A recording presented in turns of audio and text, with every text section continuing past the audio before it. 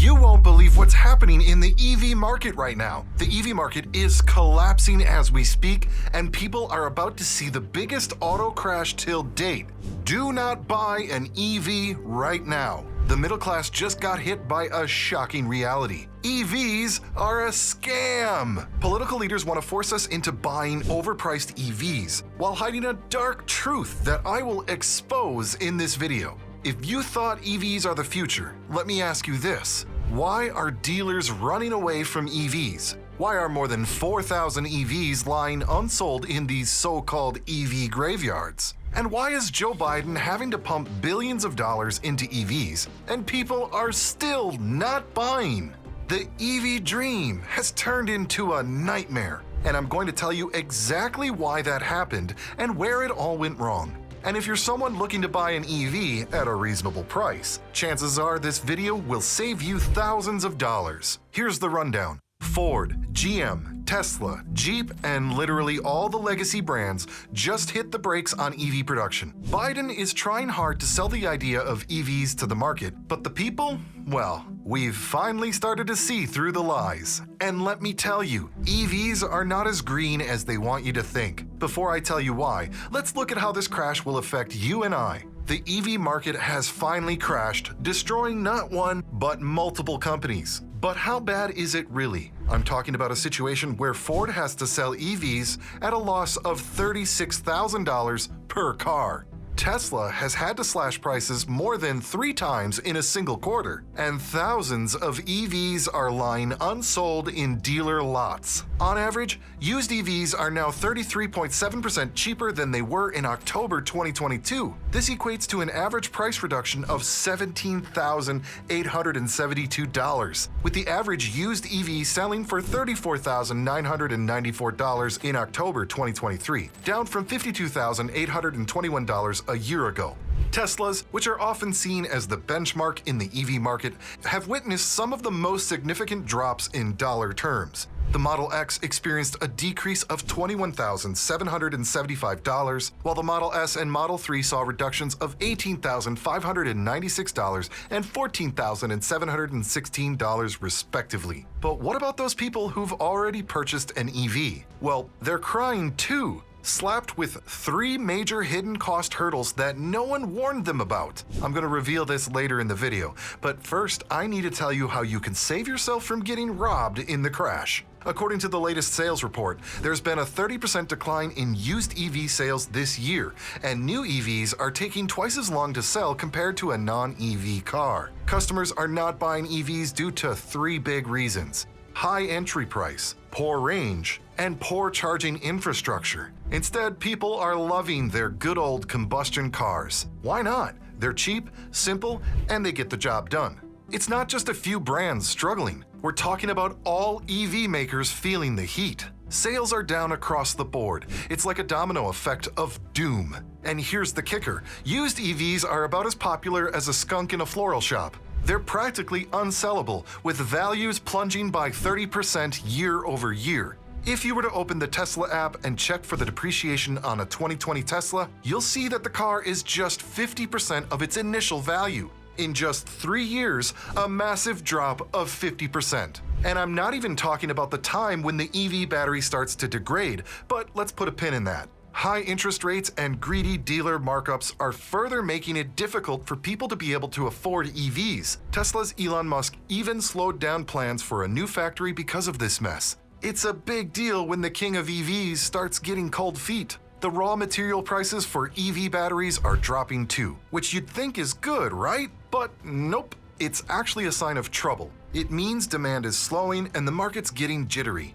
Even Ford's dialing back, cutting shifts at their F-150 Lightning plant. And over in Japan, Nidex shares took a nosedive because of all this uncertainty. It's a global freakout. So what's the breakdown for you and me? Well, if you're thinking about getting an EV, you might want to hold off. The market's in a free fall and things are only going to get crazier. China is a place where EVs are sold the most, but you'll be shocked to see what I'm about to reveal. It's a so-called EV graveyard, where more than 10,000 EVs were simply stashed. This goes to show the failure of the government and their pathetic attempt to hide it. The Chinese and the Germans both jumped into EVs with big dreams and thought people would buy them at any price. But then they were slapped with billion-dollar losses. American customers, traditionally more reliant on gas-powered vehicles, have been slower to embrace EVs. But Ford and GM have already spent over $3 billion. You have the F-150 Lightning and the Silverado EV. You can find hundreds of these in dealer lots, but did you know there's no demand for their EV counterparts? Okay, we get it. The market is going to crash, but what happens when these EVs are left abandoned? Well, the environmental impact of abandoning these vehicles is significant. Each car's battery contains valuable materials like nickel, lithium, and cobalt, resources that are crucial for the sustainability of the EV industry. Moreover, the rapid discarding of these vehicles undermines their purported environmental benefits, which are only realized over several years of use. But we can still stop this from happening. Companies can just stop making EVs if they aren't selling and go back to combustion and hybrids, right? Well, they could, but there's a bigger player here that's controlling everyone. You can't say no to him, you can't stop production. All you can see is the middle class struggling to make ends meet. The Biden administration, with their love for EVs, has made one thing crystal clear. You either make EVs or you perish. We don't care. And those high prices?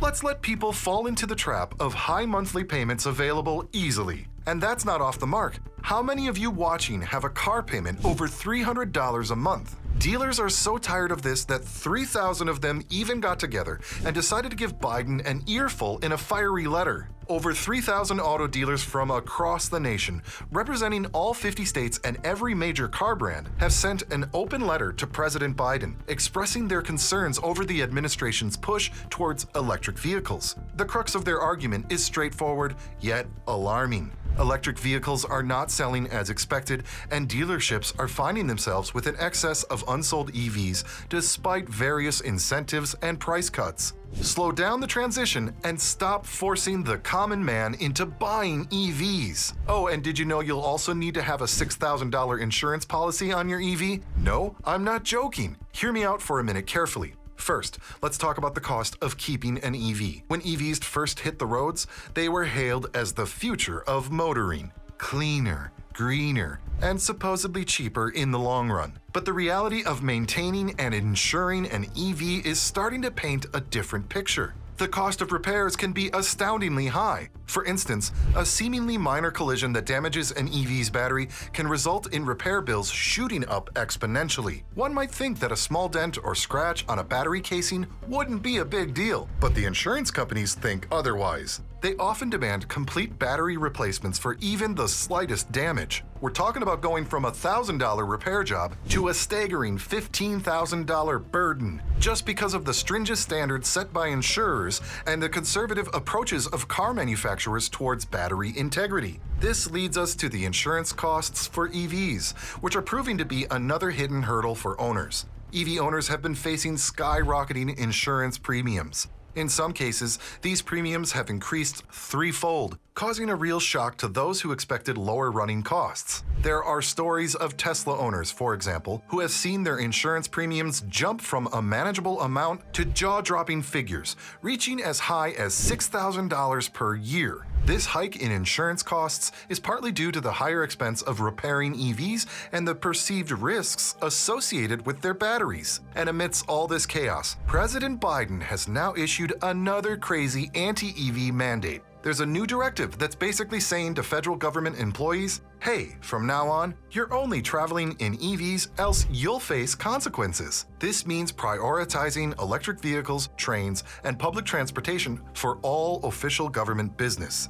In his previous campaign, Biden made some outrageous claims about reducing emissions, and now as the elections inch closer, he's doing everything in his power to push EVs, even if it means killing combustion engines. The White House is also pushing super hard on tailpipe emissions rules. They've proposed some of the toughest regulations ever, with the aim of making a huge chunk of new vehicle purchases electric by 2032. This is huge because it's not just about encouraging EV use, it's also about making it tougher to stick with gas-powered cars. Critics are saying these moves might ramp up the cost for consumers. Plus, there's the whole issue with the supply of EVs and the infrastructure needed to support them. Charging stations, energy grids, you name it. There's a lot that needs to be in place for this all to work. And then there's the geopolitical angle. A lot of the critical materials needed for EV batteries comes from overseas, particularly China. So shifting to EVs also means dealing with international politics and trade. So what we're seeing here is a huge push from the US government